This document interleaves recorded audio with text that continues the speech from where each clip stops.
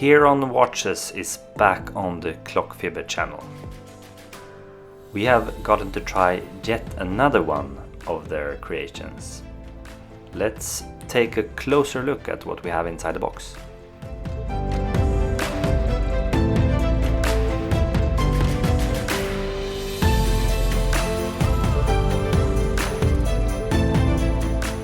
It is their latest, very limited edition Marinor Ghost edition. It is a watch that comes in two different color codes, the Sea Storm Black, but we have gotten to try the North Blue. This watch only comes in 50 pieces per color, which means it's actually quite limited compared to a lot of other watches you see around. The watch is $590 US and is basically a Marinor if you are familiar with their collection, but with a completely different design. It definitely doesn't compare to the other Heron watch that we've tried before, even though there is one thing that I think makes both this Ghost version as well as the Caribbean Blue that I tried before really cool, and that's the bezel. The original Marinor Heron watch that we tried had like a sapphire bezel, which was super cool. This one is completely steel and brushed. Huge difference, but still there's something that makes these watches connect as well as differentiated. The bezel is what I like most about both of these watches. You set the time super easy. Here you can actually also see the crown guard, which I think plays an important role. I love when divers have crown guards, because actually the crown could get damaged while wearing it properly. When you spin the watch around, you can see the back of the case. I will have a better close-up a little bit later, but on my wrist you will see how well it wears. And that's thanks to the 39mm diameter. We have a 47mm lug to lug measure, and the lug width is 20mm, which makes it possible to change these to all your straps that you have laying around that is 20mm. The thickness is only 11.3mm. That's without the crystal, because with the crystal it actually adds 1.6mm, because the crystal is actually domed, as you can see in some of the pictures we have taken. Taking another close look at this watch, you can see that another difference is that these indexes are painted and not applied as it is on the other Marinor. And that is because this is a truly vintage inspired military dive watch, and those should not have applied indexes. I'm gonna show you what I actually didn't believe in when I heard about this. I read about it that this is supposed to have some kind of scratch resistance. I didn't dare to try it on the actual watch because I couldn't actually believe it, so I tried it on some of the links. And here I have the link for the Heron watch and another link that I just had laying around in my box. And I will show you the difference, but I will let you listen to this so you actually see and hear how hard I'm actually scratching these links.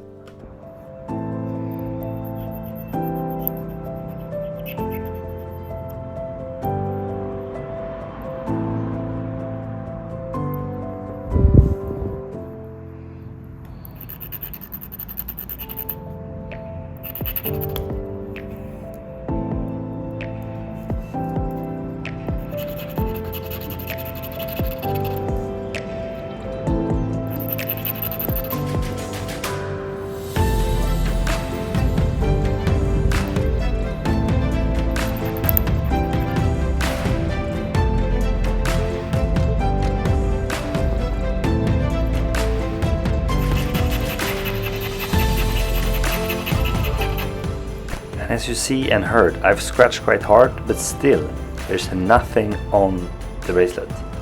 I think this is truly spectacular. I never had a watch that had this kind of hardening, but it's sure super usable.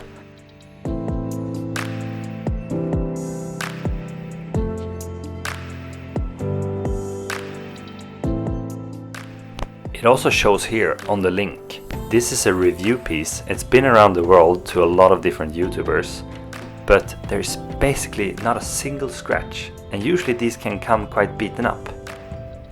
But the strap, as I've showed you in previous video, is flat and really smooth, and this extension is truly great. It is hidden, well built, and very useful.